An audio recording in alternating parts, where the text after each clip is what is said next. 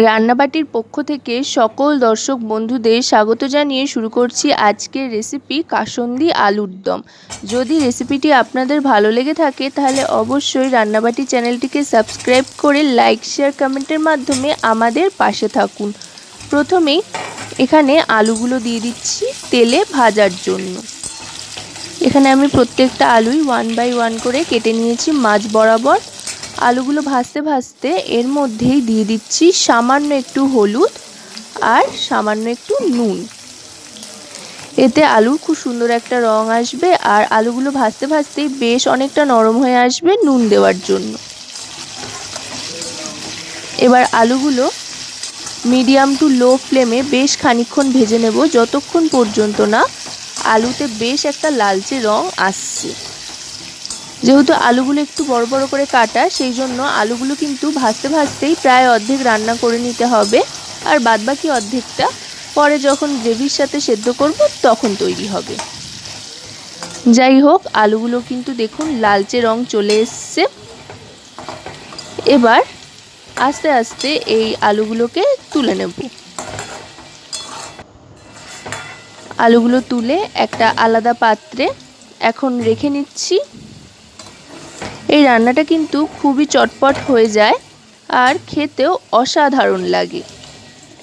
আপনাদের স্বাদ পরিবর্তন করার হলে মুখের আলু দিয়ে কিন্তু এই রেসিপিটা বানাতেই পারেন। এবার গ্যাসটা অফ করে দিয়ে মশলাটা তৈরি করে নিচ্ছি। মশলা তৈরির জন্য নিয়ে নিয়েছি 1 ইঞ্চি পরিমাণে আদার কিমা, তার সাথে মিশিয়ে নিচ্ছি 1 টিস্পুন পরিমাণে রোস্টেড ধনে আর জিরে গুঁড়ো, 1 টিস্পুন পরিমাণে হলুদ গুঁড়ো আর 1 টিস্পুন পরিমাণে কাশ্মীরি রেড চিলি পাউডার। এতে খুব সুন্দর একটা রং আসবে, ঝাল খুব একটা হবে না। আর নিয়ে নিচ্ছি পরিমাণ মতো লবণ। আলু ভাজার সময় সামান্য একটু নুন দিয়েছিলাম, সেই বুঝে কিন্তু এখানে নুনটা নিতে হবে। এবার জল মিশিয়ে নিচ্ছি গুঁড়ো মশলাগুলোর সাথে। জল মিশিয়ে একটু গুলিয়ে নেব। এবার আবার গ্যাসটা অন করে দিয়ে কড়াইতে তেলের মধ্যে ফোড়ন হিসেবে দিয়ে দিচ্ছি সাদা জিরে 1/2 টিস্পুন পরিমাণে। শুধু সাদা জিরেই এখানে ফোড়ন হিসেবে দিচ্ছি, আর ফোড়ন হিসেবে তেমন কিছু দিচ্ছি না।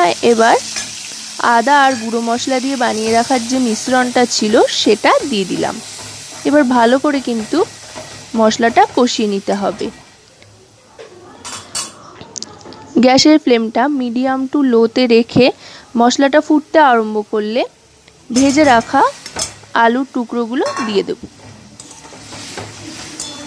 এবার মশলার সাথে আলুগুলো বেশ খানিকক্ষণ ওলট পালট করে মিশিয়ে নিতে হবে।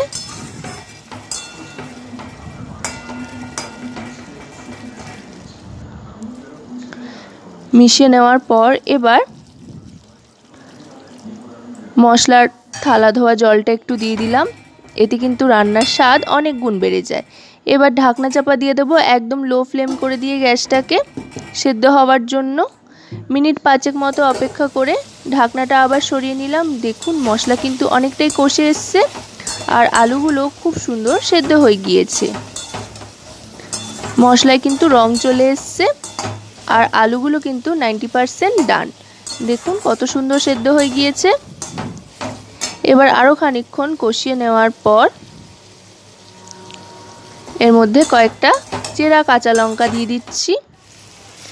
এবার দিয়ে দিচ্ছি সর্ষে আর কাসুন্দির মিশ্রণ। এখানে 2 চামচ মতো সর্ষে বাটা আর 2 চামচ মতো কাসুন্দি একসাথে মিশিয়ে রেখেছিলাম, সেটা দিয়ে দিলাম।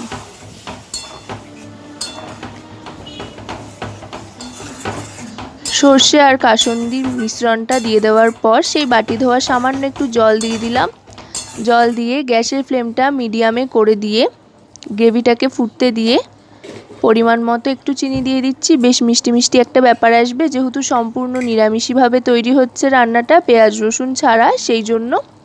এবার দিয়ে দিচ্ছি কাঁচা সর্ষের তেল 2 টেবিল চামচ মতো। কাঁচা সর্ষের তেলটা কিন্তু লাস্টে অবশ্যই ছড়িয়ে দেবেন। এতে কিন্তু দারুণ একটা গন্ধও আসবে আর একটা ঝাঁঝালো ব্যাপারও আসবে, আর রান্নায় আলাদা একটা মাত্রা দেবে। সর্ষের তেলটা দিয়ে লো ফ্লেমে মিশিয়ে নিলাম ভালো করে।